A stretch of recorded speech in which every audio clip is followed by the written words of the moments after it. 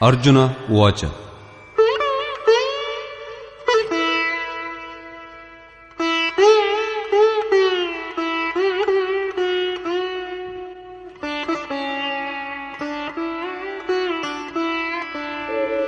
ಸನ್ಯಾಸಂ ಕರ್ಮಣಾಂ ಕೃಷ್ಣ ಪುನರ್ಯೋಗಂ ಚ ಶಂಸಸಿ ಯಚ್ಛ್ರೇಯ ಏತಯೋರೇಕಂ ತನ್ಮೇ ಬ್ರೂಹಿ ಸುನಿಶ್ಚಿತಂ. ಹೇ ಶ್ರೀಕೃಷ್ಣ, ನೀನು ಒಮ್ಮೆ ಸನ್ಯಾಸ ಮಾಧ್ಯಮದಿಂದ ಮಾಡುವ ಕರ್ಮಗಳನ್ನೂ ಮತ್ತೊಮ್ಮೆ ನಿಷ್ಕಾಮ ದೃಷ್ಟಿಯಿಂದ ಮಾಡುವ ಕರ್ಮಗಳನ್ನೂ ಪ್ರಶಂಸಿಸುತ್ತಿರುವೆ. ಇವೆರಡರಲ್ಲಿ ನೀನು ಅಳೆದು ತೂಗಿ ನಿರ್ಣಯ ಮಾಡಿದಂತಹ ಪರಮ ಕಲ್ಯಾಣಕಾರಕವಾದ ಮಾರ್ಗವು ಯಾವುದೋ ಅದನ್ನು ನನಗೆ ಹೇಳು. ಎಲ್ಲೋ ಒಂದೆಡೆ ಹೋಗಲು ನಿನಗೆ ಯಾರಾದರೂ 2 ದಾರಿಗಳನ್ನು ಹೇಳಿದರೆ ಅವುಗಳಲ್ಲಿ ಸುಲಭವಾದ ದಾರಿ ಯಾವುದು ಎಂದು ಕೇಳುವುದು ಸಹಜವಲ್ಲವೇ? ಕೇಳದೆ ಹೋದರೆ ನೀವು ಹೋಗುವವರಲ್ಲ ಎಂದು ಹೇಳಬಹುದು. ಅದಕ್ಕೆ ಶ್ರೀಕೃಷ್ಣನು ಹೇಳುವನು, ಶ್ರೀ ಭಗವಾನುವಾಚ,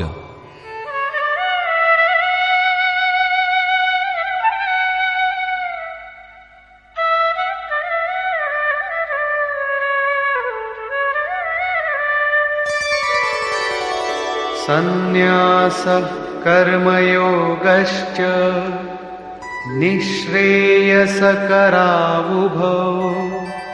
ತಯೋಸ್ತು ಕರ್ಮ ಸನ್ಯಾಸಾತ್ ಕರ್ಮಯೋಗೋ ವಿಶಿಷ್ಯತೆ.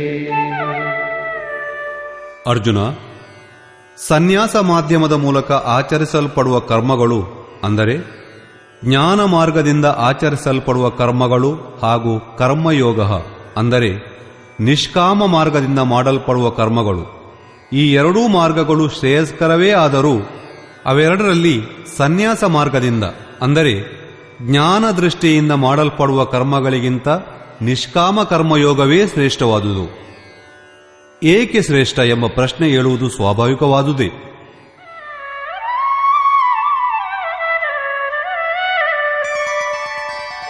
ಜ್ಞೇಯ ಸ ನಿತ್ಯ ಸನ್ಯಾಸಿ ಯೋ ನ ದ್ವೇಷ್ಟಿ ನ ಕಾಂಕ್ಷತಿ ನಿರ್ದ್ವಂದ್ವೋ ಹಿ ಮಹಾಬಾಹೋ ಸುಖಂ ಬಂಧಾತ್ ಪ್ರಮುಚ್ಯತೆ.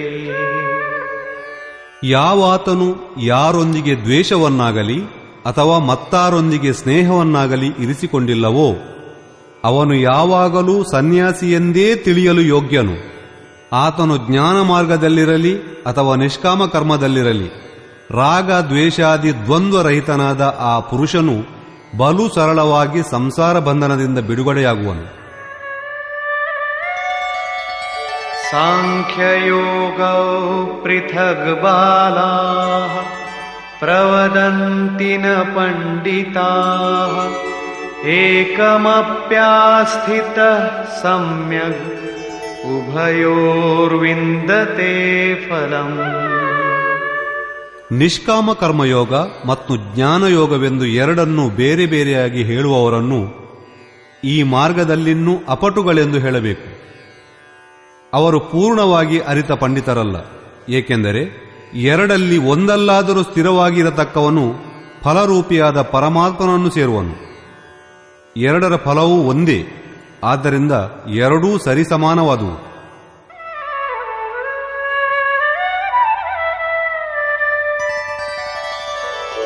ಯತ್ಸಾಂಖ್ಯೈಃ ಪ್ರಾಪ್ಯತೆ ಸ್ಥಾನಂ ತದ್ಯೋಗೈರಪಿ ಗಮ್ಯತೆ ಏಕಂ ಸಾಂಖ್ಯಂ ಚ ಯೋಗಂ ಚ ಯಃ ಪಶ್ಯತಿ ಸ ಪಶ್ಯತಿ. ಸಾಂಖ್ಯ ದೃಷ್ಟಿಯನ್ನಿರಿಸಿಕೊಂಡು ಕರ್ಮಯೋಗಿಯಾದವನು ಯಾವ ಜಾಗವನ್ನು ಸೇರುವನೋ ಅದೇ ಸ್ಥಾನಕ್ಕೆ ನಿಷ್ಕಾಮ ಮಾಧ್ಯಮದ ಮೂಲಕ ಕರ್ಮ ಮಾಡುವವನೂ ಸೇರುವನು. ಆದ್ದರಿಂದ ಈರುವರನ್ನು ಫಲದೃಷ್ಟಿಯಿಂದ ಯಾವಾತನು ಒಂದಾಗಿ ನೋಡುವನೋ ಆತನೇ ನಿಜವಾದ ತಿಳಿವುಳ್ಳವನು. ಈರುವರೂ ಒಂದೇ ಸ್ಥಾನವನ್ನು ಸೇರುವವರಾದರೆ ನಿಷ್ಕಾಮ ಕರ್ಮದ ಹೆಚ್ಚುಗಾರಿಕೆ ಏನು? ಶ್ರೀಕೃಷ್ಣನು ಹೇಳುವನು,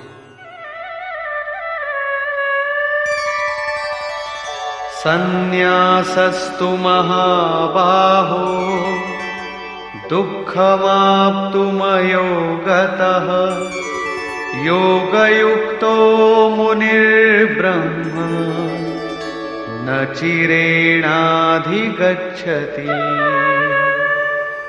ಅರ್ಜುನ, ನಿಷ್ಕಾಮ ಕರ್ಮಯೋಗವನ್ನು ಆಚರಿಸದ ವಿನಃ ಸನ್ಯಾಸ ಅಂದರೆ ಸರ್ವಸ್ವವನ್ನು ನ್ಯಾಸ ಮಾಡುವುದು ದುಃಖಕರವೇ ಸರಿ. ಯೋಗದ ಆಚರಣೆಯನ್ನು ಪ್ರಾರಂಭವೇ ಆಗಿಲ್ಲವೆನ್ನುವಾಗ ಇದು ಅನುಭವವೇ ಸರಿ. ಮನಸಹಿತವಾದ ಇಂದ್ರಿಯಗಳು ತಟಸ್ಥವಾಗಿದ್ದು ಭಗವತ್ ಸ್ವರೂಪದಲ್ಲಿ ಮನನಗೊಂಡಿರುವ ಮುನಿಯು ನಿಷ್ಕಾಮ ಕರ್ಮಯೋಗವನ್ನಾಚರಿಸಿಯೇ ಪರಬ್ರಹ್ಮನಾದ ಪರಮಾತ್ಮನನ್ನು ಶೀಘ್ರವಾಗಿ ಸೇರುವನು. ಜ್ಞಾನಯೋಗದಲ್ಲಿ ನಿಷ್ಕಾಮ ಕರ್ಮಯೋಗವನ್ನಾಚರಿಸಬೇಕೆಂಬುದು ಸ್ಪಷ್ಟ. ಏಕೆಂದರೆ ಕ್ರಿಯೆಗಳು ಎರಡರಲ್ಲೂ ಒಂದೇ. ಅದೇ ಯಜ್ಞದ ಕ್ರಿಯೆ. ಅದರ ಅರ್ಥವೇ ಆರಾಧನೆ. ಎರಡೂ ಮಾರ್ಗಗಳ ಅಂತರ ಕರ್ತೃವಿನ ದೃಷ್ಟಿಕೋನದ್ದಾಗಿದೆ. ಬೇರಿನ್ಯಾವ ಅಂತರವಿಲ್ಲ. ಓರ್ವನು ತನ್ನ ಶಕ್ತಿಗನುಗುಣವಾಗಿ ಅದಕ್ಕೆ ತಕ್ಕಂತೆ ಲಾಭ ಹಾನಿಗಳನ್ನು ನೋಡಿಕೊಂಡು ನಿಷ್ಕಾಮ ಕರ್ಮದಲ್ಲಿ ಪ್ರವೃತ್ತನಾಗುವನು. ಮತ್ತೊಬ್ಬನು ನಿಷ್ಕಾಮ ಕರ್ಮಯೋಗಿ ತನ್ನ ಇಷ್ಟವನ್ನು ನಚ್ಚಿ ಇದೇ ಕ್ರಿಯೆಯಲ್ಲಿ ತೊಡಗುವನು.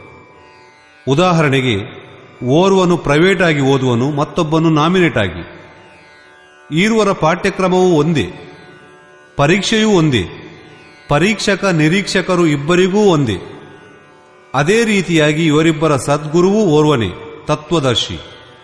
ಡಿಗ್ರಿಯೂ ಒಂದೇ, ಆದರೆ ಇಬ್ಬರ ಪಠನ ಕ್ರಮಗಳ ದೃಷ್ಟಿಕೋನವು ಮಾತ್ರ ಬೇರೆ ಬೇರೆ. ಅಂದಹಾಗೆ ಸಂಸ್ಥಾಗತನಾದ ವಿದ್ಯಾರ್ಥಿಗೆ ಸೌಕರ್ಯ ಹೆಚ್ಚು. ನಂತರ ಕಾಮ ಕ್ರೋಧಗಳು ದುರ್ಜಯ ಶತ್ರುಗಳೆಂದು ಹೇಳಿದನು. ಅರ್ಜುನ, ನೀನು ಅವುಗಳನ್ನು ಕೊಂದು ಹಾಕು. ಅರ್ಜುನನಿಗೆ ಇದು ಅತಿ ಕಷ್ಟಕರವೆಂದೆನಿಸಿತು. ಶ್ರೀಕೃಷ್ಣನು ಹೇಳಿದನು, ಗಾಬರಿಯಾಗಬೇಕಾದುದೇನಿಲ್ಲ. ಇಂದ್ರಿಯಗಳು ಶರೀರದಿಂದ ಹೊರತಾದವು, ಮನಸ್ಸು ಇಂದ್ರಿಯಗಳಿಗೆ ಹೊರತಾದುದು, ಬುದ್ಧಿಯು ಮನಸ್ಸಿಗಿಂತ ಹೊರತಾದುದು. ಬುದ್ಧಿಗೂ ನಿಲುಕದೆ ಅದಕ್ಕೆ ಹೊರತಾಗಿರುವುದು ನಿನ್ನ ಸ್ವರೂಪ. ನೀನು ಪ್ರೇರಿತನಾಗುತ್ತಿರುವುದು ಅಲ್ಲಿಂದ. ಈ ರೀತಿಯಲ್ಲಿ ನಿನ್ನ ಅಸ್ತಿತ್ವವನ್ನರಿತು ನಿನ್ನ ಶಕ್ತಿ ಸಾಮರ್ಥ್ಯಗಳನ್ನು ಮುಂದಿರಿಸಿಕೊಂಡು ಸ್ವಾವಲಂಬಿಯಾಗಿ ಕರ್ಮದಲ್ಲಿ ಪ್ರವೃತ್ತನಾಗುವುದು. ಜ್ಞಾನಯೋಗ ಚಿತ್ತವನ್ನು ಧ್ಯಾನದಲ್ಲಿ ನೆಲೆಗೊಳಿಸಿ ಕರ್ಮಗಳನ್ನು ನನ್ನಲ್ಲಿ ಸಮರ್ಪಿಸಿ ಆಶೆ ಮಮಕಾರಗಳನ್ನು ಕೈಬಿಟ್ಟು ಶೋಕ ಮೋಹಾದಿಗಳಿಗೆ ಎಡೆಗೊಡದೆ ಯುದ್ಧವಾಡು. ಸಮರ್ಪಣ ಭಾವದಿಂದ ಇಷ್ಟನನ್ನು ಮಾತ್ರ ನಂಬಿ ನಡೆಯುತ್ತಾ ಅದೇ ಕರ್ಮದಲ್ಲಿ ಪ್ರವೃತ್ತನಾಗುವುದು ನಿಷ್ಕಾಮ ಕರ್ಮಯೋಗ. ಎರಡರ ಕ್ರಿಯೆಯೂ ಒಂದೇ, ಪರಿಣಾಮವೂ ಒಂದೇ. ಅದನ್ನೇ ಒತ್ತಾಯಿಸುತ್ತಾ ಇಲ್ಲಿ ಯೋಗೇಶ್ವರನಾದ ಶ್ರೀಕೃಷ್ಣನು ಯೋಗದ ಆಚರಣೆಯನ್ನಿರಿಸಿಕೊಂಡಲ್ಲದೆ ಸನ್ಯಾಸವು ಅರ್ಥಾತ್ ಶುಭಾಶುಭ ಕರ್ಮಗಳನ್ನು ಕೊನೆಗೊಳಿಸುವ ಸ್ಥಿತಿ ದೊರಕದು. ಶ್ರೀಕೃಷ್ಣನ ಮತಾನುಸಾರ ಕೈಕಟ್ಟಿ ಕುಳಿತು ನಾನು ಪರಮಾತ್ಮನು, ನಿತ್ಯನು, ಶುದ್ಧನು, ಪರಮಾನಂದನು, ನನಗಾವ ಕರ್ಮದ ಈತಿ ಬಾಧೆಗಳಿಲ್ಲ, ನಾನು ಒಳಿತನ್ನೋ ಕೆಡುಕನ್ನೋ ಏನು ಮಾಡುತ್ತಿರುವಂತೆ ಕಂಡರೂ ಇಂದ್ರಿಯಗಳು ನನ್ನ ಅರ್ಥದಲ್ಲೇ ವ್ಯವಹರಿಸುತ್ತಿವೆ. ಇಂತಹ ಪಾಷಂಡ ವಿಚಾರಗಳು ಶ್ರೀಕೃಷ್ಣನ ಮಾತುಗಳಲ್ಲಿ ಕದಾಪಿ ಇಲ್ಲ. ತಾನು ಸಾಕ್ಷಾತ್ ಯೋಗೇಶ್ವರನೇ ಆಗಿದ್ದರೂ ತನ್ನ ಅನನ್ಯ ಸ್ನೇಹಿತನಾದ ಅರ್ಜುನನಿಗೆ ಕರ್ಮವಿಲ್ಲದಂತೆ ಈ ಸ್ಥಿತಿಯನ್ನು ಕೊಡಲಾರದೆ ಹೋದನು.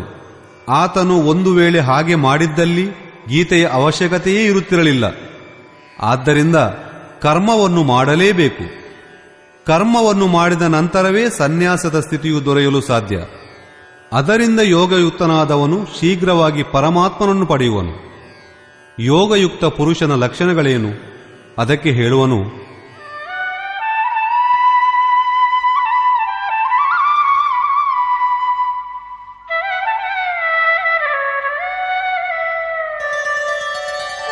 ಯೋಗಯುಕ್ತೋ ವಿಶುದ್ಧಾತ್ಮಾ ವಿಜಿತಾತ್ಮಾ ಜಿತೇಂದ್ರಿಯಃ ಸರ್ವಭೂತಾತ್ಮ ಭೂತಾತ್ಮಾ ಕುರ್ವನ್ನಪಿ ನ ಲಿಪ್ಯತೆ. ವಿಜಿತಾತ್ಮ ವಿಶೇಷ ರೂಪದಿಂದ ಗೆದ್ದುಕೊಂಡ ಶರೀರವುಳ್ಳಾತನು. ಜಿತೇಂದ್ರಿಯ ಇಂದ್ರಿಯಗಳನ್ನು ಗೆದ್ದವನು. ವಿಶುದ್ಧಾತ್ಮ ಅಂತಃಕರಣಗಳಲ್ಲಿ ಯಾವ ಕಲ್ಮಶಗಳಿಲ್ಲದಂತೆ ಅದನ್ನು ತೊಳೆದಿಟ್ಟುಕೊಂಡವನು. ಇಂತಹ ಪುರುಷನು ಸರ್ವಭೂತಾತ್ಮ ಭೂತಾತ್ಮ, ಅಂದರೆ ಸಮಸ್ತ ಚರಾಚರ ಪ್ರಾಣಿಗಳಲ್ಲಿ ಆತ್ಮಕ್ಕೆ ಮೂಲ ಉದ್ದವನಾದ ಪರಮಾತ್ಮನು ಏಕೀಭವಿಸಿಕೊಂಡಿರುವುದನ್ನು ಕಂಡುಕೊಂಡು ಯೋಗಯುಕ್ತನಾಗಿರುವವನು. ಕರ್ಮಗಳನ್ನು ಮಾಡುತ್ತಲೇ ಇದ್ದರೂ ಅದಕ್ಕೆ ಅವನ್ನು ಅಂಟಿಕೊಂಡಿರುವುದಿಲ್ಲ. ಹಾಗಾದರೆ ಮಾಡುವುದೇಕೆ? ಅನುಗಾಮಿಗಳಲ್ಲಿ ಪರಮ ಕಲ್ಯಾಣದಾಯಕವಾದ ಬೀಜಗಳನ್ನು ಸಂಗ್ರಹಿಸುವ ಸಲುವಾಗಿ ಅವನು ಅಂಟಿಕೊಳ್ಳುವುದಿಲ್ಲಬೇಕೆ? ಸಮಸ್ತ ಪ್ರಾಣಿಗಳ ಉದ್ದಮ ಸ್ಥಾನವಾದ ಪರಮ ತತ್ವವೆಂಬುದರಲ್ಲಿ ಆತನು ಸೇರಿ ಒಂದಾಗಿರುವುದರಿಂದ ಅವನಿಗೆ ಮುಂದಿನ್ನಾವ ವಸ್ತು ಶೋಧಿಸಲಿಕ್ಕಿಲ್ಲ. ಹಿಂದುಳಿಯುವ ವಸ್ತುಗಳು ಕ್ಷುಲ್ಲಕವೆನಿಸಿದ ನಂತರ ಅವನಿಗೆ ಆಸಕ್ತಿ ಏಕೆ ತಾನೇ ಇದ್ದೀತು? ಆದ್ದರಿಂದ ಕರ್ಮಗಳು ಅವರನ್ನು ಸುತ್ತುವರಿಯುವುದಿಲ್ಲ. ಇದು ಯೋಗಾಯುಕ್ತನ ಪರಾಕಾಷ್ಠೆಯ ಚಿತ್ರಣ. ಮತ್ತೆ ಯೋಗಾಯುಕ್ತನ ಇರುವಿಕೆಯನ್ನು ಸ್ಪಷ್ಟಗೊಳಿಸುತ್ತಾ, ಅಂದರೆ ಆತನು ಮಾಡುತ್ತಿದ್ದುದು ಯಾವುದೊಂದಕ್ಕೂ ಅವನು ಲಿಪ್ತನಾಗದೇ ಇರುವನು ಎಂದು ಹೇಳುವನು. ನೈವ ಕಿಂಚಿತ್ ಕರೋಮೀತಿ ಯುಕ್ತೋ ಮನ್ಯೇತ ತತ್ವವಿತ್ ಪಶ್ಯನ್ ಶೃಣ್ವನ್ ಸ್ಪೃಶನ್ ಜಿಘ್ರನ್ ಅಶ್ನನ್ ಗಚ್ಚನ್ ಸ್ವಪನ್ ಶ್ವಸನ್ ಪ್ರಲಪನ್ ವಿಸೃಜನ್ ಗೃಹ್ಣನ್ ಉನ್ಮಿಷನ್ ನಿಮಿಷನ್ನಪಿ ಇಂದ್ರಿಯಾಣೀಂದ್ರಿಯಾರ್ಥೇಷು ವರ್ತಂತ ಇತಿ ಧಾರಯನ್. ಪರಮತತ್ವನಾದ ಪರಮಾತ್ಮನನ್ನು ಸಾಕ್ಷಾತ್ಕಾರದೊಂದಿಗೆ ಕಂಡುಕೊಂಡಿರುವ ಯೋಗಯುಕ್ತ ಪುರುಷನ ಮನಸ್ಥಿತಿ ಅರ್ಥಾತ್ ಅನುಭೂತಿ ಇಂತಿರುವುದು. ನಾನು ಎಳ್ಳು ಕಾಳು ಮುಳ್ಳು ಮೊನೆಯಷ್ಟು ಏನನ್ನೂ ಮಾಡತಕ್ಕವನಲ್ಲ. ಇದು ಆತನ ಕೇವಲ ಊಹಾಪೋಹವಲ್ಲ. ಕರ್ಮವನ್ನಾಚರಿಸಿ ಆತನು ಈ ಸ್ಥಿತಿಯನ್ನು ಸಹಜವಾಗಿಯೇ ಸೇರಿರುವನು. ಯುಕ್ತೋ ಮನ್ಯೇತ್ ಎಂಬಂತೆ ಆತನು ಪ್ರಾಪ್ತಿಯ ನಂತರ ಎಲ್ಲವನ್ನೂ ಕೇಳುವುದು, ಹೇಳುವುದು, ಮುಟ್ಟುವುದು, ಕಟ್ಟುವುದು, ಮೂಸುವುದು, ತಿನ್ನುವುದು, ಕುಡಿಯುವುದು, ಹೋಗುವುದು, ಬರುವುದು, ಮಲಗುವುದು, ಏಳುವುದು, ಉಸಿರಾಡುವುದು, ಬಿಡುವುದು, ಕೊಳ್ಳುವುದು, ಕಣ್ಮುಚ್ಚುವುದು, ಕಣ್ತೆರೆಯುವುದು ಇವೆಲ್ಲವನ್ನೂ ಮಾಡುತ್ತಿದ್ದರೂ ಇಂದ್ರಿಯಗಳು ಇವುಗಳನ್ನು ತಮ್ಮ ಪಾಡಿಗೆ ತಾವು ಯಂತ್ರದಂತೆ ಮಾಡಿಕೊಂಡು ಹೋಗುವು. ಈ ರೀತಿಯ ಭಾವನೆ ಉದಿಸಬೇಕಾಗಿದೆ. ಪರಮಾತ್ಮನಿಗಿಂತ ಮಿಗಿಲಾದುದು ಇನ್ನೊಂದಿಲ್ಲ. ಅಂತಹ ಪರಮಾತ್ಮನಲ್ಲಿ ಸೇರಿ ಹೋಗಿರುವಾಗ ಇನ್ನು ಅದಕ್ಕಿಂತ ಹೆಚ್ಚಿನ ಬೇರಿನ್ನಾವ ಸುಖವನ್ನು ಅರಸುತ್ತಾ ಓರ್ವರನ್ನು ಮುಟ್ಟುವುದನ್ನಾಗಲಿ ಒಂದನ್ನು ಮಾಡುವುದಾಗಲಿ ಮಾಡಬೇಕಾಗಿದೆ. ಪರಮಾತ್ಮನಿಗಿಂತಲೂ ಹೆಚ್ಚಿನ ಬೇರಾವದೊಂದು ವಸ್ತುವಿದ್ದಲ್ಲಿ ಆಸಕ್ತಿ ಇರುತ್ತಿದ್ದುದೇನೋ ನಿಜ. ಮತ್ತೆ ಹಿಂದೆ ಆತನು ತ್ಯಜಿಸುವುದಾದರೂ ಏನು? ಆದ್ದರಿಂದ ಯೋಗಯುಕ್ತ ಪುರುಷನಿಗೆ ಯಾವ ಅವಲೇಪವೂ ಇರದು. ಇದೇ ಮಾತನ್ನು ಉದಾಹರಣೆಯೊಂದಿಗೆ ಮುಂದಿಡುವನು. ಬ್ರಹ್ಮಣ್ಯಾಧಾಯ ಕರ್ಮಾಣಿ ಸಂಗಂ ತ್ಯಕ್ತ್ವಾ ಕರೋತಿ ಯಃ ಲಿಪ್ಯತೇನ ಸ ಪಾಪೇನ ಪದ್ಮಪತ್ರಮಿವಾಂಭಸಾ. ಕಮಲವು ಕೆಸರಿನಲ್ಲಿ ಜನಿಸುತ್ತದೆ. ಅದರ ಎಲೆ ನೀರಿನ ಮೇಲೆ ತೇಲುತ್ತದೆ. ಅಲೆಗಳು ದಿನವಿಡೀ ಅದರ ಮೇಲೆ ಹೊಡೆಯುತ್ತಲೇ ಇರುವು. ಆದರೆ ಎಲೆಯನ್ನು ನೋಡಿ ಅದು ನೀರನ್ನು ಹೀರಿಕೊಳ್ಳುವುದಿಲ್ಲ. ನೀರಿನ ಒಂದು ಹನಿಯೂ ಅದರ ಮೇಲೆ ನಿಲ್ಲಲಾರದು. ಕೆಸರು ನೀರುಗಳಿದ್ದರೂ ಅದು ಅವುಗಳಿಗೆ ಲಿಪ್ತವಾಗಿರುವುದಿಲ್ಲ. ಇದೇ ರೀತಿ ಯಾವಾತನು ತನ್ನೆಲ್ಲಾ ಕರ್ಮಗಳನ್ನು ಪರಮಾತ್ಮನಲ್ಲಿ ವಿಲೀನಗೊಳಿಸಿ ಕರ್ಮ ಮಾಡುವನೋ ಅವನೂ ಸಹ ಇದೇ ರೀತಿ ಯಾವುದಕ್ಕೂ ಲಿಪ್ತನಾಗಿರುವುದಿಲ್ಲ. ಹಾಗಾದರೆ ಮುಂದವನು ಮಾಡುವುದೇನು? ನಿಮಗೆಲ್ಲರಿಗಾಗಿ, ಸಮಾಜದ ಕಲ್ಯಾಣಕ್ಕಾಗಿ, ಅನುಯಾಯಿ ಮಾರ್ಗದರ್ಶನಕ್ಕಾಗಿ ಅದರ ಮೇಲೆ ಒತ್ತು ಕೊಡುತ್ತಾ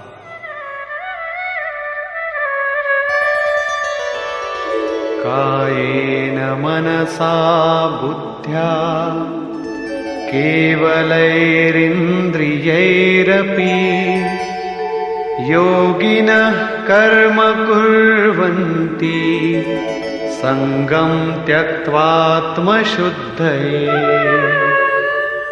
ಕಾಯ, ವಾಚ, ಬುದ್ಧಿಯ, ಇಂದ್ರಿಯ, ಮನಸ್ಸು, ಶರೀರಗಳಿಂದಲೂ ಆಸಕ್ತಿಯನ್ನು ದೂರ ತಳ್ಳಿ ಆತ್ಮಶುದ್ಧಿಗಾಗಿ ಕರ್ಮ ಮಾಡುವರು. ಕರ್ಮವು ಬ್ರಹ್ಮದಲ್ಲಿ ಕರಗಿ ಸೇರಿರುವಾಗ ಇನ್ನು ಆತ್ಮವು ಅಶುದ್ಧವೇ? ಇಲ್ಲ, ಅವರು ಸರ್ವಭೂತಾತ್ಮ ಆಗಿರುವರು. ಸಮಸ್ತ ಪ್ರಾಣಿಗಳಲ್ಲಿ ಅವರು ತಮ್ಮ ಆತ್ಮವೇ ಪಸರಿಸಿರುವುದನ್ನು ಕಾಣುವರು. ಆ ಸಮಸ್ತ ಆತ್ಮಗಳ ಉನ್ನತಿಗಾಗಿ, ನಿಮ್ಮೆಲ್ಲರ ಮಾರ್ಗದರ್ಶನಕ್ಕಾಗಿ ಅವರು ಕರ್ಮದಲ್ಲಿ ತೊಡಗಿಕೊಂಡಿರುವರು. ಕಾಯ, ಮನಸ್ಸು, ಬುದ್ಧಿ ಹಾಗೂ ಕೇವಲ ಇಂದ್ರಿಯಗಳಿಂದ ಅವರು ಕೆಲಸ ಮಾಡುತ್ತಿದ್ದರೂ ಸ್ವರೂಪದಿಂದ ಅವರೇನೂ ಮಾಡುವುದಿಲ್ಲ. ಅವರು ಸ್ಥಿರವಾಗಿರುವರು.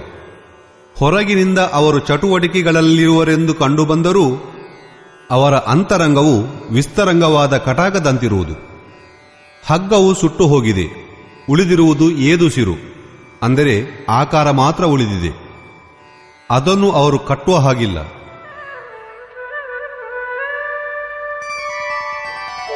ಯುಕ್ತಃ ಕರ್ಮಫಲಂ ತ್ಯಕ್ತ್ವಾ ಶಾಂತಿಮಾಪ್ನೋತಿ ನೈಷ್ಠಿಕೀಂ. ಅಯುಕ್ತಃ ಕಾಮಕಾರೇಣ ಫಲೇ ಸಕ್ತೋ ನಿಬಧ್ಯತೆ. ಯೋಗಯುಕ್ತ ಅರ್ಥಾತ್ ಯೋಗದ ಪರಿಣಾಮವನ್ನು ಪಡೆದ ಮಹಾತ್ಮನು ಸಮಸ್ತ ಪ್ರಾಣಿಗಳಿಗೆ ಮೂಲ ಸ್ವರೂಪನಾದ ಪರಮಾತ್ಮನಲ್ಲಿ ನೆಲೆಗೊಂಡಿರುವನು.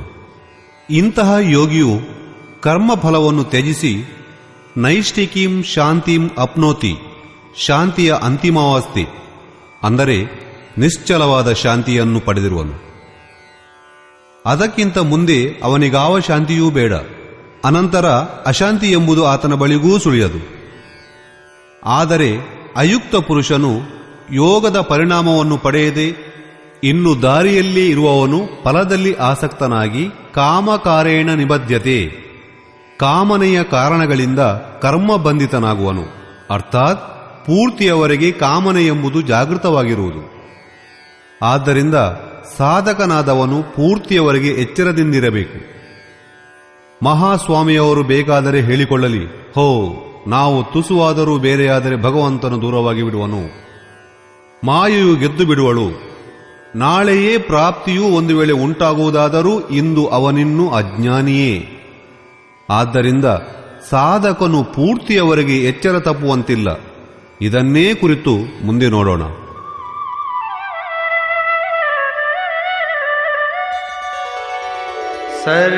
ಸರ್ವಕರ್ಮಾಣಿ ಮನಸಾ ಸನ್ಯಸ್ಯಾಸ್ತೆ ಸುಖಂ ವಶೀ. ನವದ್ವಾರೆ ಪುರೇ ದೇಹಿ ನೈವ ಕುರ್ವನ್ನ ಕಾರಯನ್. ಎಲ್ಲ ವಿಧದಲ್ಲೂ ಯಾವಾತನು ಸ್ವವಶನಾಗಿರುವನೋ, ಶರೀರ, ಮನಸ್ಸು, ಬುದ್ಧಿ, ಪ್ರಕೃತಿಗಳನ್ನು ಮೀರಿ ತನ್ನ ಅಂಕೆಯಲ್ಲಿರುವನೋ, ಇಂತಹ ಪುರುಷನು ನಿಸ್ಸಂದೇಹವಾಗಿಯೂ ಏನೊಂದನ್ನೂ ಮಾಡುವುದೂ ಇಲ್ಲ, ಮಾಡಿಸುವುದೂ ಇಲ್ಲ. ಅನುಯಾಯಿಗಳಾದವರಿಂದ ಮಾಡಿಸಬೇಕೆಂಬುದೂ ಆತನ ಆಂತರಿಕ ಶಾಂತಿಯನ್ನು ಕಲಕಲಾರದು.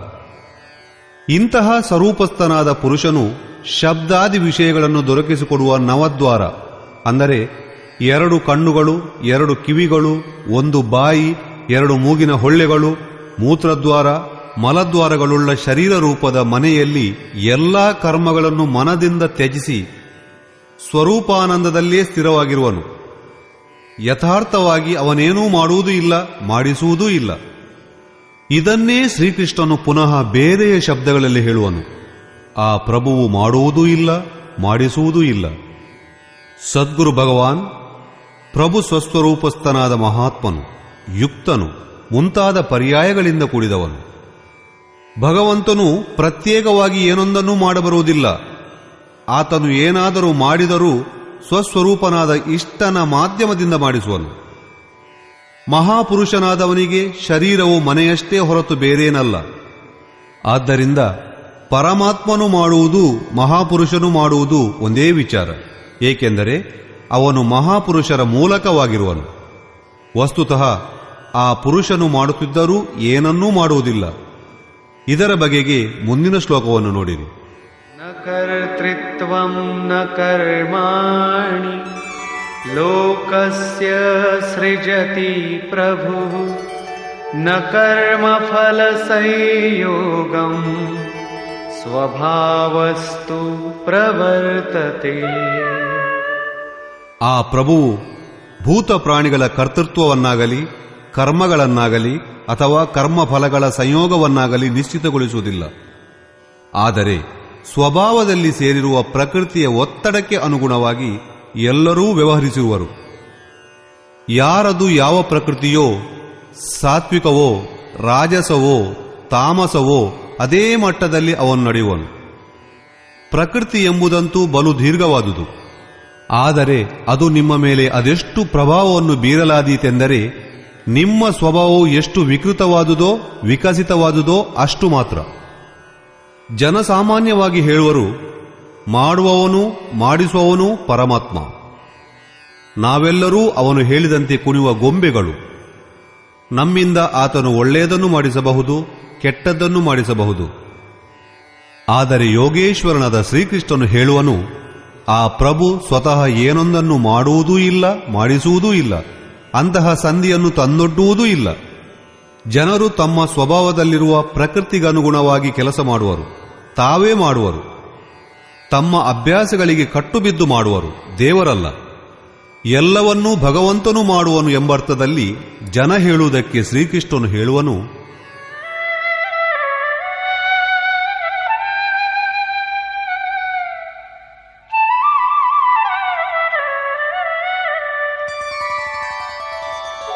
ನಾದತ್ತೇ ಕಸ್ಯಚಿತ್ ಪಾಪಂ ನ ಚೈವ ಸುಕೃತಂ ವಿಭುಃ ಅಜ್ಞಾನೇನಾವೃತಂ ಜ್ಞಾನಂ ತೇನ ಮುಹ್ಯಂತಿ ಜಂತವಃ. ಪ್ರಭು ಎಂದು ಹೇಳಿದಾತನನ್ನೇ ಈಗ ವಿಭು ಎಂದು ಹೇಳುತ್ತಿರುವರು. ಏಕೆಂದರೆ ಆತನು ಸಂಪೂರ್ಣ ವೈಭವ ಸಂಪನ್ನನು. ಪ್ರಭುತ್ವ ಮತ್ತು ವೈಭವಗಳಿಂದ ಕೂಡಿದ ಪರಮಾತ್ಮನು ಯಾರೊಬ್ಬರ ಪಾಪಕರ್ಮವನ್ನಾಗಲಿ ಯಾರೊಬ್ಬರ ಪುಣ್ಯಕರ್ಮವನ್ನಾಗಲಿ ಹೊರಲಾರ. ಆದರೂ ಜನರೇಕೆ ಹೇಳುವರು? ಏಕೆಂದರೆ ಅವರ ಜ್ಞಾನವು ಅಜ್ಞಾನದಿಂದ ಮುಚ್ಚಿಕೊಂಡಿದೆ. ಅವರಿಗಿನ್ನೂ ಸಾಕ್ಷಾತ್ಕಾರ ಸಹಿತವಾದ ಜ್ಞಾನವು ಹುಟ್ಟಿಲ್ಲ. ಅವರಿನ್ನೂ ಜಂತುಗಳು. ಮೋಹವಶರಾಗಿ ಅವರು ಏನಾದರೂ ಹೇಳುವರು. ಜ್ಞಾನದಿಂದೇನಾಗುವುದು? ಅದನ್ನು ಸೃಷ್ಟೀಕರಿಸುವುದು. ಜ್ಞಾನೇನ ತು ತದಜ್ಞಾನಂ ಯೇಷಾಂ ನಾಶಿತಮಾತ್ಮನಃ ತೇಷಾಮಾದಿತ್ಯವಜ್ಞಾನಂ ಪ್ರಕಾಶಯತಿ ತತ್ಪರಂ. ಅಂತಃಕರಣದಲ್ಲಿ ಜ್ಞಾನವನ್ನು ಮುಸುಕಿಕೊಂಡಿರುವ ಅಜ್ಞಾನವು ಯಾವಾತನಿಗೆ ಆತ್ಮ ಸಾಕ್ಷಾತ್ಕಾರದಿಂದ ನಶಿಸಿ ಹೋಗಿ ಈ ರೀತಿ ಜ್ಞಾನ ಪ್ರಾಪ್ತಿಯಾಗಿದೆಯೋ ಅದು ಸೂರ್ಯನಂತೆ ಬೆಳಕು ಚೆಲ್ಲಿ ಪರಮ ತತ್ವನಾದ ಪರಮಾತ್ಮನನ್ನು ಪ್ರಕಾಶಿತಗೊಳಿಸುವುದು. ಹಾಗಾದರೆ ಪರಮಾತ್ಮನೆಂಬುದು ಒಂದು ಅಂಧಕಾರದ ಹೆಸರೇ ಅಲ್ಲ. ಅದಾದರೂ ಪರಮ ಪ್ರಕಾಶ ರೂಪ ದಿನರಾತಿ. ಪರಮ ಪ್ರಕಾಶ ಅಂದರೆ ಸ್ವಯಂ ಪ್ರಕಾಶ ರೂಪನೂ ಸರಿಯೇ. ಆದರೆ ನಮ್ಮ ಉಪಭೋಗಕ್ಕೆ ಕಾಣುವುದಿಲ್ಲವಲ್ಲ. ಜ್ಞಾನದಿಂದ ಅಜ್ಞಾನದ ಕಪ್ಪು ಪರದೆ ಸರಿದಾಗ ಆ ಜ್ಞಾನವು ಸೂರ್ಯನಂತೆ ಪರಮಾತ್ಮನನ್ನು ನಮ್ಮಲ್ಲೇ ಪ್ರವಾಹಿತನನ್ನಾಗಿ ಮಾಡುವುದು. ನಂತರ ಆ ಪುರುಷನಿಗೆ ಎಲ್ಲೆಲ್ಲೂ ಅಂಧಕಾರವೇ ಇರದು. ಆ ಜ್ಞಾನದ ಸ್ವರೂಪವೇನು?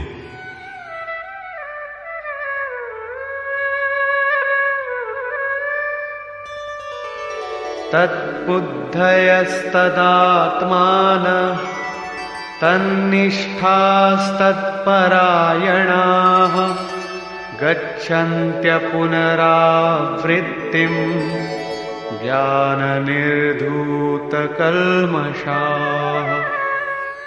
ಆ ಪರಮತತ್ವನಾದ ಪರಮಾತ್ಮನಿಗನುರೂಪವಾಗಿ ಬುದ್ಧಿಯೂ ಸೇರಿದರೆ, ತತ್ವಕ್ಕೆ ಅನುಗುಣವಾಗಿ ಮನಸ್ಸೂ ಪ್ರವಹಿಸಿದರೆ, ಪರಮತತ್ವನಾದ ಪರಮಾತ್ಮನಲ್ಲಿ ಏಕೀಭಾವ ಉಂಟಾಗಿ ಅದರಂತೆ ಆತನ ಇರುವಿಕೆ ಅದೇ ತತ್ಪರತೆ ಉಂಟಾದರೆ ಅದರ ಹೆಸರೇ ಜ್ಞಾನ. ಜ್ಞಾನವೆಂಬುದು ಒಣ ಮಾತು ಅಥವಾ ಒಣ ಚರ್ಚೆಯಲ್ಲ. ಆ ಜ್ಞಾನದ ಮೂಲಕ ಪಾಪರಹಿತನಾಗಿ ಪುರುಷನು ಪುನರಾಗಮನವಿಲ್ಲದ ಪರಮ ಪದವಿಯನ್ನು ಪಡೆಯುವನು. ಪರಮ ಪದವಿಯನ್ನು ಪಡೆದು ಪೂರ್ಣ ಜ್ಞಾನವನ್ನು ಹೊಂದಿದವನೇ ಪಂಡಿತ. ಮುಂದೆ ನೋಡೋಣ. ವಿದ್ಯಾ ವಿನಯ ಸಂಪನ್ನೇ ಬ್ರಾಹ್ಮಣೇ ಗವಿಹಸ್ತಿನಿ ಶುನಿ ಚೈವ ಶ್ವಪಾಕೆ ಚ ಪಂಡಿತಾ ಸಮದರ್ಶಿನಃ.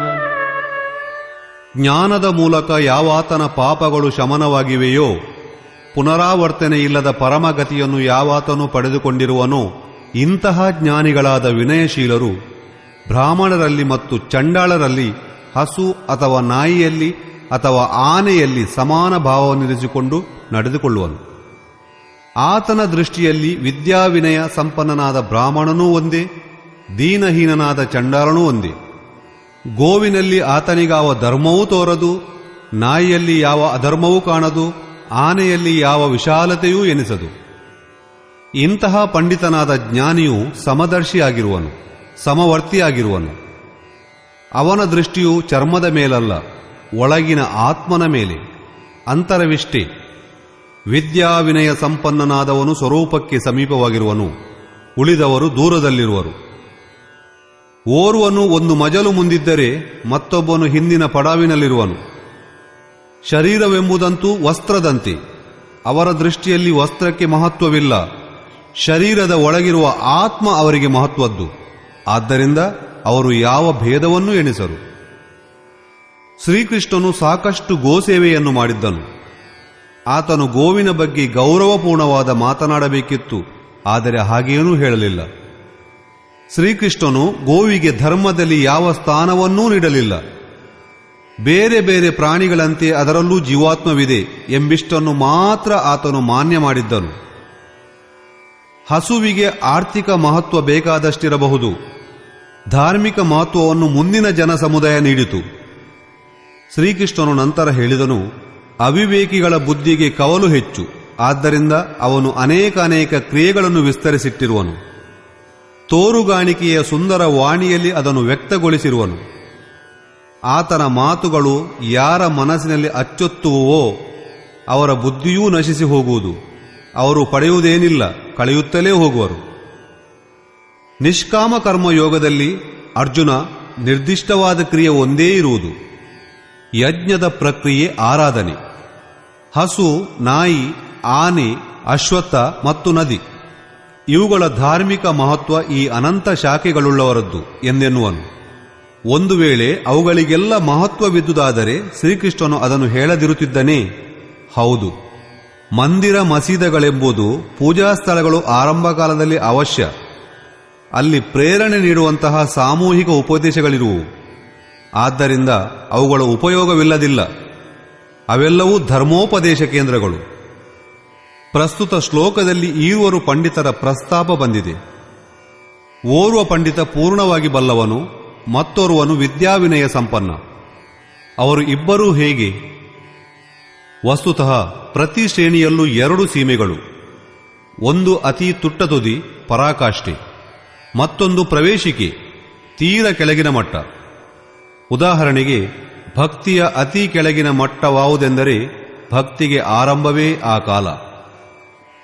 ವಿವೇಕ, ವೈರಾಗ್ಯ, ಏಕಾಗ್ರತೆಗಳು ಪಕ್ಷವಾಗಿ ಆರಾಧನೆಯು ತನ್ನ ಅತಿ ಮೇಲು ಮಟ್ಟದ ಸ್ಥಿತಿ, ಅಂದರೆ ಭಕ್ತಿಯು ತನ್ನ ಪರಿಣಾಮವನ್ನು ಕಂಡುಕೊಳ್ಳುವ ಸ್ಥಿತಿಗೆ ಬಂದು ಮುಟ್ಟುವುದು. ಇದೇ ರೀತಿ ಬ್ರಾಹ್ಮಣ ಶ್ರೇಣಿ ಎಂಬುದು. ಬ್ರಹ್ಮನಲ್ಲಿ ಪ್ರವೇಶವನ್ನು ನೀಡುವ ಸಾಮರ್ಥ್ಯವು ಹೆಚ್ಚುತ್ತಲೇ ಆಗ ವಿದ್ಯೆಯೂ ಇರುವುದು, ವಿನಯವೂ ಇರುವುದು.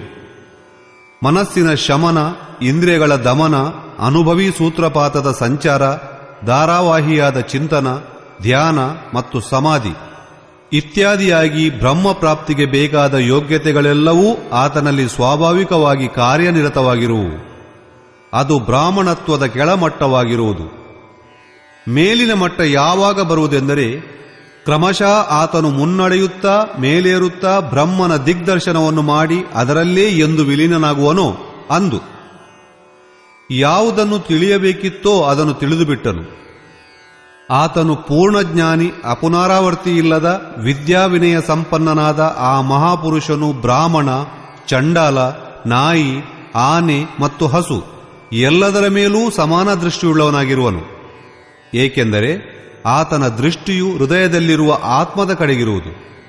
ಇಂತಹ ಮಹಾಪುರುಷನಿಗೆ ಪರಮಗತಿಯಲ್ಲಿ ಏನು ದೊರೆಯುವುದು, ಹೇಗೆ ದೊರೆಯುವುದು?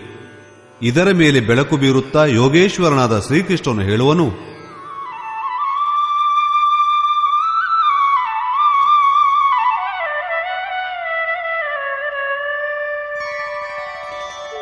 ಇಹೈವ ತೈರ್ಜಿತಃ ಸರ್ಗೋ ಯೇಷಾಂ ಸಾಮ್ಯೇ ಸ್ಥಿತಂ ಮನಃ ನಿರ್ದೋಷಂ ಹಿ ಸಮಂ ಬ್ರಹ್ಮ ತಸ್ಮಾತ್ ಬ್ರಹ್ಮಣಿ ತೇ ಸ್ಥಿತಾಃ.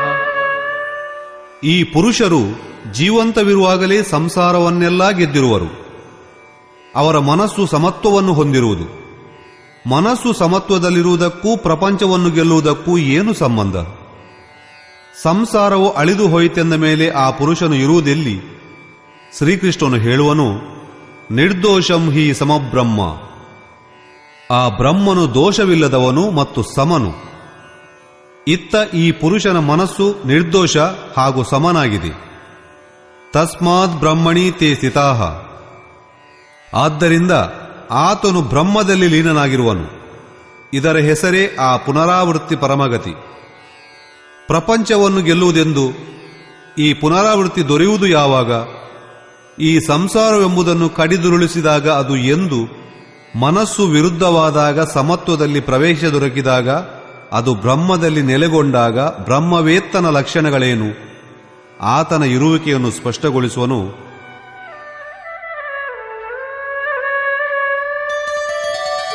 ನ ಪ್ರಹಿಷ್ಯೇತ್ ಪ್ರಿಯಂ ಪ್ರಾಪ್ಯ ನೋ ದ್ವಿಜೇತ್ ಪ್ರಾಪ್ಯ ಚ ಪ್ರಿಯಂ ಸ್ಥಿರಬುದ್ಧಿರ ಸಮ್ಮೂಢೋ ಬ್ರಹ್ಮವಿದ್ ಬ್ರಹ್ಮಣಿ ಸ್ಥಿತಃ.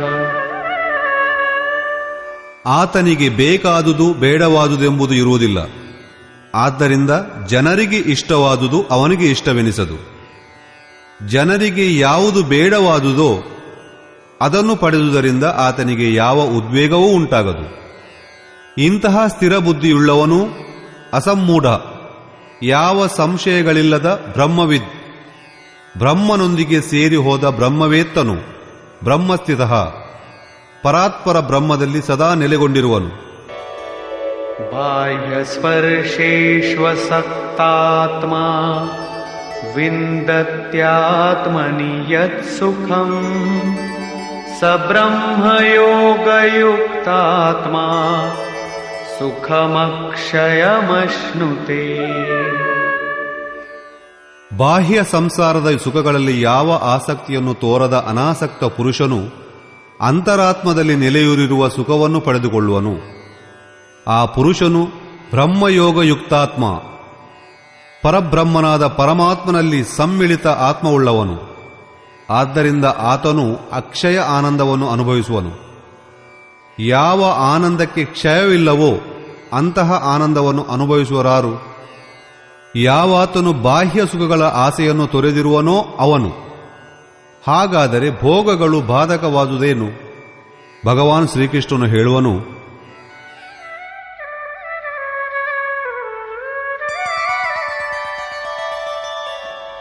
ಯೇ ಹಿ ಸಂಸ್ಪರ್ಶಜಾ ಭೋಗಾ ದುಃಖಯೋನಯ ಏವ ತೇ ಆದ್ಯಂತವಂತಃ ಕೌಂತೇಯ ನ ತೇಷು ರಮತೆ ಬುಧಃ. ಕೇವಲ ಚರ್ಮವಷ್ಟೇ ಅಲ್ಲ, ಎಲ್ಲಾ ಇಂದ್ರಿಯಗಳೂ ಸ್ಪರ್ಶವನ್ನು ಮಾಡುತ್ತವೆ. ನೋಡುವುದು ಕಣ್ಣಿನ ಸ್ಪರ್ಶ, ಕೇಳುವುದು ಕಿವಿಗಳ ಸ್ಪರ್ಶ. ಇದೇ ರೀತಿಯಲ್ಲಿ ಇಂದ್ರಿಯಗಳು, ವಿಷಯಗಳ ಸಂಯೋಗದಿಂದ ಜನಿಸುವ ಎಲ್ಲಾ ಭೋಗಗಳು. ಭೋಗಿಸುವಾಗ ಅದರಲ್ಲಿ ಎಷ್ಟೇ ರುಚಿ ಕಾಣಲಿ, ನಿಸ್ಸಂದೇಹವಾಗಿ ಅವೆಲ್ಲವೂ ದುಃಖ ಯೋನಿಗಳು, ದುಃಖದ ಯೋನಿಯೊಳಗೆ ತಳ್ಳುವ ಮಹಾದ್ವಾರಗಳು. ಈ ಭೋಗಗಳಿಗೂ ಯೋನಿಯೇ ಕಾರಣ. ಅಷ್ಟೇ ಅಲ್ಲ, ಈ ಭೋಗಗಳೆಂಬುದು ಈಗ ಹುಟ್ಟಿ ಮುಂದೆ ಅಳಿದು ಹೋಗುವ ನಾಶವಂತ ಪ್ರಕೃತಿ ಉಳ್ಳವುಗಳು. ಆದ್ದರಿಂದ ಕೌಂತೆಯ, ವಿವೇಕಿಯಾದವನು ಅದರಲ್ಲಿ ಸಿಲುಕಿಕೊಳ್ಳುವುದಿಲ್ಲ. ಇಂದ್ರಿಯಗಳ ಈ ಸ್ಪರ್ಶದಲ್ಲಿ ಇರುವುದಾದರೂ ಏನು? ಕಾಮ, ಕ್ರೋಧ, ರಾಗ, ದ್ವೇಷಗಳು. ಇದಕ್ಕೆ ಶ್ರೀಕೃಷ್ಣನು ಹೇಳುವನು,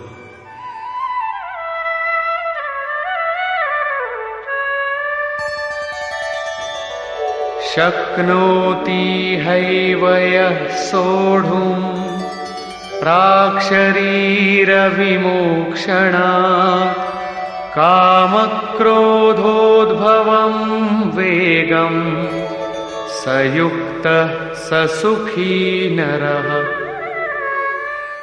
ಆದ್ದರಿಂದ ನಾಶವಂತ ಮನುಷ್ಯ ಶರೀರವು ನಾಶವಾಗುವ ಮುನ್ನವೇ ಕಾಮ ಕ್ರೋಧಾದಿಗಳಿಂದ ಉದ್ಭವವಾದ ವೇಗವನ್ನು ಸಹನ ಮಾಡಲು, ಅಂದರೆ ಅಳಿಸಿ ಹಾಕಲು ಸಮರ್ಥನಾಗುವನೋ ಅವನೀಗ ನರ. ಆತನೇ ಈ ಲೋಕದಲ್ಲಿ ಯೋಗಯುಕ್ತನು ಮತ್ತು ಸುಖಿಯೂ ಎನಿಸುವನು. ಯಾವ ಸುಖದ ಹಿಂದೆ ದುಃಖವೆಂಬುದಿಲ್ಲವೋ ಆ ಸುಖವೇ ಪರಮಾತ್ಮನ ಸ್ಥಿತಿಯುಳ್ಳದ್ದು. ಜೀವಂತವಾಗಿರುವಾಗಲೇ ಇದನ್ನು ಪಡೆಯಲು ವಿಧಾನವಿದೆ, ಸತ್ತ ನಂತರವಲ್ಲ. ಸಂತ ಕಬೀರನು ಇದೇ ಮಾತನ್ನು ಸ್ಪಷ್ಟಗೊಳಿಸಿರುವನು. ಅವಧೂ ಜೀವತ ಮೇಕರ ಆಸ. ಹಾಗಾದರೆ ಸತ್ತ ನಂತರ ಮುಕ್ತಿ ಇಲ್ಲವೇ? ಅವನು ಹೇಳುವನು, ಮುಯೇ ಮುಕ್ತಿ ಗುರು ಕಹೇ ಸ್ವಾರ್ಥಿ ಜೂಟಾದೇ ವಿಶ್ವಾಸ. ಶ್ರೀಕೃಷ್ಣನು ಹೇಳುವುದು ಇದೇ ಮಾತನ್ನು. ಶರೀರವಿರುವಾಗಲೇ ಸಾಯುವ ಮೊದಲೇ ಕಾಮ ಕ್ರೋಧಗಳ ಉಬ್ಬರವನ್ನು ಹತ್ತಿಕ್ಕಿ ಅದನ್ನು ಅಳಿಸಿಬಿಡುವವನು, ಹಾಗೆ ಅಳಿಸುವ ಸಾಮರ್ಥ್ಯವನ್ನು ಪಡೆದ ಪುರುಷನೇ ಯೋಗಿ. ಆತನೇ ಸುಖಿ. ಕಾಮ ಕ್ರೋಧ ಬಾಹ್ಯ ಸ್ಪರ್ಶಗಳೇ ಶತ್ರು. ಇವುಗಳನ್ನು ನೀವು ಗೆಲ್ಲಿರಿ. ಇಂತಹ ಪುರುಷನ ಲಕ್ಷಣಗಳನ್ನೇ ಪುನಃ ಹೇಳುವನು. ಯೋಂತಃ ಸುಖೋಂತರಾರಾಮಃ ತಥಾಂತರ್ಜ್ಯೋತಿರೇವ ಯಃ ಸ ಯೋಗೀ ಬ್ರಹ್ಮ ನಿರ್ವಾಣಂ ಬ್ರಹ್ಮಭೂತೋಧಿಗಚ್ಚತಿ. ಯಾವ ವ್ಯಕ್ತಿಯು ಅಂತರಾತ್ಮದಲ್ಲೇ ಸುಖವನ್ನು ಅನುಭವಿಸುವನೋ, ಅಂತರಾರಾಮಃ ಆತ್ಮಾರಾಮನಾಗಿದ್ದುಕೊಂಡು ಅಂತರಾತ್ಮದಲ್ಲೇ ಪ್ರಕಾಶವನ್ನು ಕಾಣುತ್ತಾ ಸುಖಿಸುವನೋ ಆತನೇ ಯೋಗಿ. ಬ್ರಹ್ಮಭೂತಃ ಬ್ರಹ್ಮನೊಂದಿಗೆ ಒಂದಾಗಿ ಬ್ರಹ್ಮ ನಿರ್ವಾಣಂ, ವಾಣಿಯು ಆಚೆಗೆ ಅದಕ್ಕೂ ನಿಲುಕದಂತಿರುವ ಶಾಶ್ವತ ಬ್ರಹ್ಮವನ್ನು ಪಡೆಯುವನು. ಅಂದರೆ ಮೊದಲು ವಿಕಾರಗಳು ಕಾಮಕ್ರೋಧಾದಿಗಳನ್ನು ಕೊನೆಗಾಣಿಸಿ ನಂತರ ದರ್ಶನ ಪ್ರವೇಶ. ಮುಂದೆ ನೋಡೋಣ.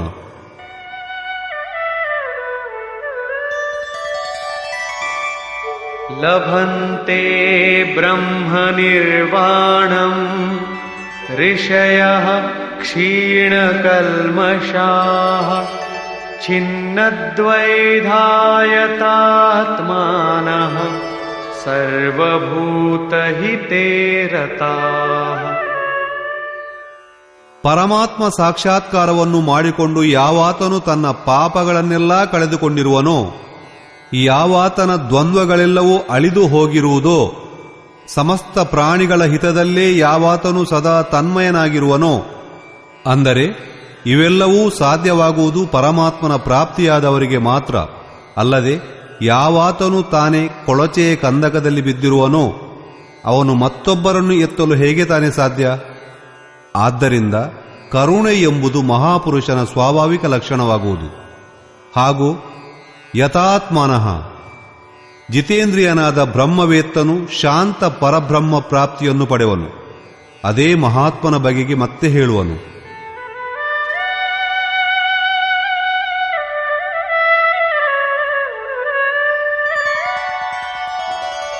ಕಾಮಕ್ರೋಧವಿಯುಕ್ತಾನಾಂ ಯತೀನಾಂ ಯತಚೇತಸಾಂ ಅಭಿತೋ ಬ್ರಹ್ಮ ನಿರ್ವಾಣಂ ವರ್ತತೆ ವಿದಿತಾತ್ಮನಾಂ.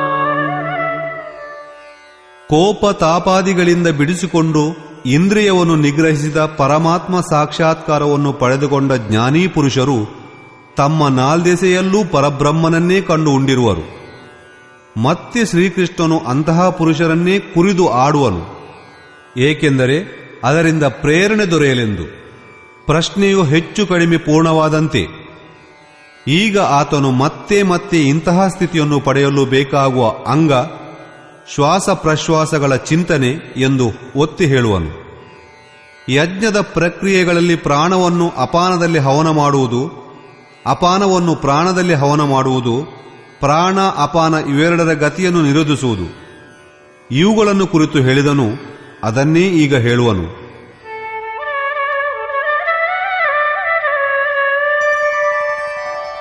ಸ್ಪರ್ಶಾನ್ ಕೃತ್ವಾ ಬಹಿರ್ಬಾಹ್ಯಾನ್ ಚಕ್ಷುಶ್ಚೈವಾಂತರೇ ಭ್ರುವೋಃ ಪ್ರಾಣಾಪಾನೌ ಸಮೌ ಕೃತ್ವಾ ನಾಸಾಭ್ಯಂತರಚಾರಿಣೌ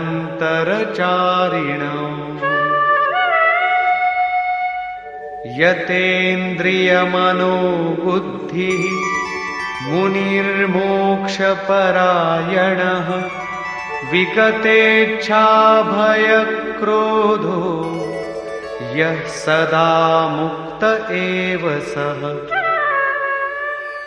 ಅರ್ಜುನ, ಹೊರ ಇಂದ್ರಿಯ ವಿಷಯಗಳ ಗೋಜಿಗೆ ಹೋಗದೆ ಅವುಗಳನ್ನು ಕೈಬಿಟ್ಟು ಕಣ್ಣಿನ ದೃಷ್ಟಿಗಳನ್ನು ಎರಡು ಹುಬ್ಬುಗಳ ನಡುವೆ ನೆಟ್ಟು ಭ್ರುವೋಹೋ ಅಂದರೆ ಭ್ರೂ ಮಧ್ಯೆ ಎಂದರೆ ಕಣ್ಣುಗಳ ನಡುವೆ ಎರಡು ಹುಬ್ಬುಗಳ ನಡುವೆಯಿಂದ ಯಾವುದನ್ನೋ ನೋಡಬೇಕೆಂದಲ್ಲ, ಭೃಗುಟಿಯ ಮಧ್ಯೆ ಎಂಬುದರ ಶುದ್ಧವಾದ ಅರ್ಥ.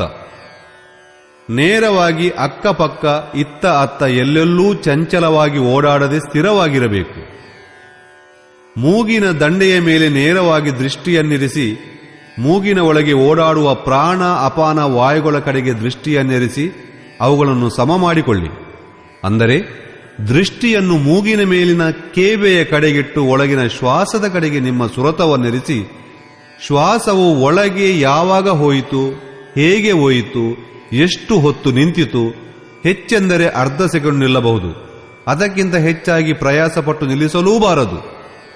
ಶ್ವಾಸ ಹೊರಕ್ಕೆ ಹೊರಟದ್ದು ಯಾವಾಗ, ಎಷ್ಟು ಹೊತ್ತು ಹೊರಗಡೆ ಇತ್ತು, ಆಗ ಶ್ವಾಸದಲ್ಲಿ ಏಳುವ ನಾಮಧ್ವನಿಗಳು ಕೇಳಿ ಬರತೊಡಗುವುದು ಎಂಬುದನ್ನು ಹೇಳಬೇಕಾಗಿಲ್ಲ. ಈ ರೀತಿಯಾಗಿ ಶ್ವಾಸ ಪ್ರಶ್ವಾಸಗಳ ಸುರತವು ನೆಲೆಗೊಂಡು ನಿಂತ ಮೇಲೆ ಮೆಲ್ಲ ಮೆಲ್ಲನೆ ಶ್ವಾಸವು ಅಚಲವೂ ಸ್ಥಿರವೂ ಆಗುತ್ತಾ ನಿಲ್ಲುವುದು, ಸಮದಲ್ಲಿ ನಿಲ್ಲುವುದು. ಒಳಗಿನಿಂದಲೂ ಯಾವ ಸಂಕಲ್ಪವೇಳದು ಅಥವಾ ಬಾಹ್ಯ ಸಂಕಲ್ಪಗಳು ಒಳಗೆ ತಿಕ್ಕಾಟ ಮಾಡದು.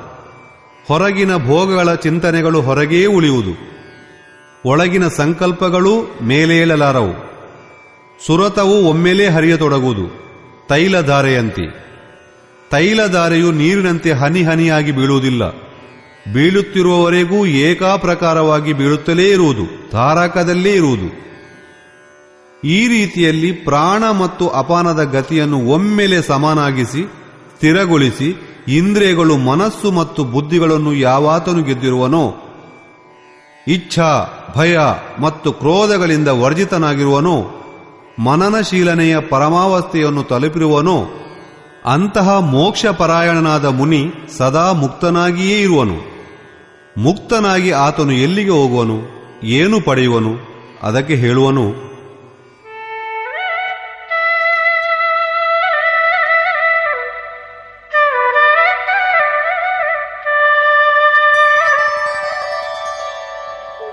ಭೋಕ್ತಾರಂ ಯಜ್ಞತಪಸಾಂ ಸರ್ವಲೋಕಮಹೇಶ್ವರಂ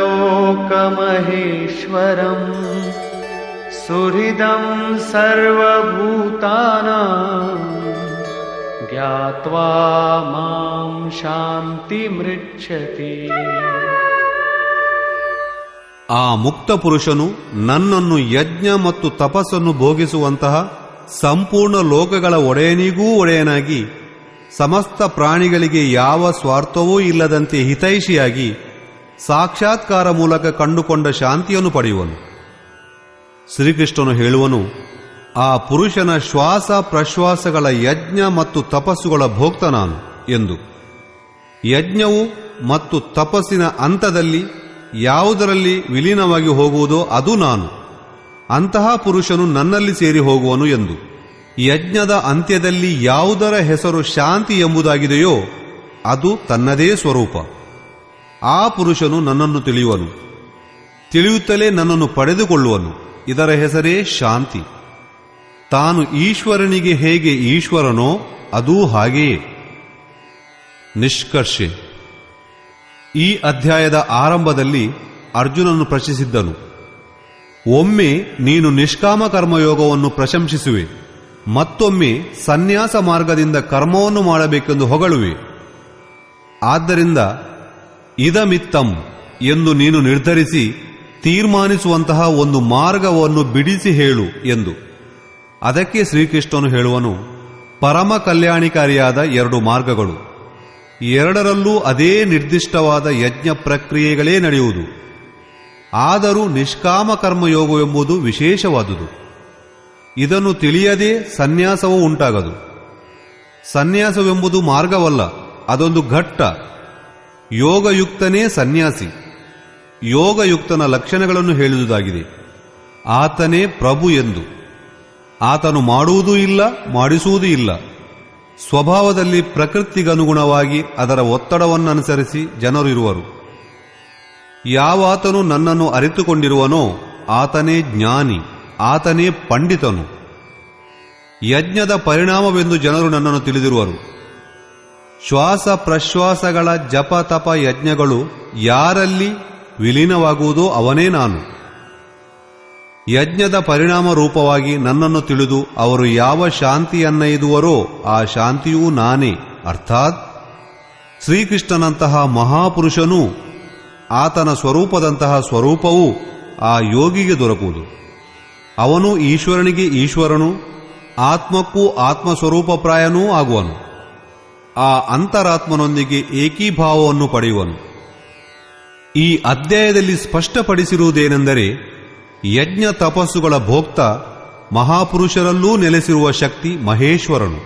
ಆದ್ದರಿಂದ ಓಂ ತತ್ಸದಿತಿ ಶ್ರೀಮದ್ಭಗವದ್ಗೀತಾ ಸೂಪನಿಷತ್ಸ್ ಬ್ರಹ್ಮ ವಿದ್ಯಾಯಾಂ ಯೋಗಶಾಸ್ತ್ರೇ ಶ್ರೀಕೃಷ್ಣಾರ್ಜುನ ಸಂವಾದೆ ಯಜ್ಞಭೋಕ್ತಾ ಮಹಾಪುರುಷಸ್ಥ ಮಹೇಶ್ವರ ನಾಮ ಪಂಚಮೋಧ್ಯಾಯ. ಈ ರೀತಿ ಶ್ರೀಮದ್ಭಗವದ್ಗೀತಾ ರೂಪಿ ಉಪನಿಷತ್ ಹಾಗೂ ಬ್ರಹ್ಮವಿದ್ಯೆಯು ಯೋಗಶಾಸ್ತ್ರ ವಿಷಯಕವಾದ ಶ್ರೀ ಕೃಷ್ಣಾರ್ಜುನ ಸಂವಾದದಲ್ಲಿ ಯಜ್ಞಭೋಕ್ತ ಮಹಾಪುರುಷಸ್ಥ ಮಹೇಶ್ವರ ಎಂಬ 5ನೇ ಅಧ್ಯಾಯವು ಸಮಾಪ್ತಿಯಾಗಿರುವುದು. ಇತಿ ಶ್ರೀಮತ್ ಪರಮಹಂಸ ಪರಮಾನಂದಸ್ಯ ಶಿಷ್ಯ ಸ್ವಾಮಿ ಅಡಗಡಾನಂದ ಕೃತೆ ಶ್ರೀಮದ್ಭಗವದ್ಗೀತಾಯಃ ಯಥಾರ್ಥ ಗೀತಾ ಭಾಷ್ಯೆ ಯಜ್ಞಭೋಕ್ತಾ ಮಹಾಪುರುಷಸ್ಥ ಮಹೇಶ್ವರ ನಾಮ ಪಂಚಮೋಧ್ಯಾಯ. ಈ ರೀತಿ ಶ್ರೀಮತ್ ಪರಮಹಂಸ ಪರಮಾನಂದರ ಶಿಷ್ಯ ಸ್ವಾಮಿ ಅಡಗಡಾನಂದರಿಂದ ರಚಿಸಲ್ಪಟ್ಟ ಶ್ರೀಮದ್ಭಗವದ್ಗೀತೆಯ ಯಥಾರ್ಥ ಗೀತಾಸಾರ ಯಜ್ಞಭೋಕ್ತಾ ಮಹಾಪುರುಷಸ್ಥ ಮಹೇಶ್ವರ ಎಂಬ 5ನೇ ಅಧ್ಯಾಯವು ಸಮಾಪ್ತಿಯಾಗಿರುವುದು. ಹರಿ ಓಂ ತತ್ಸತ್.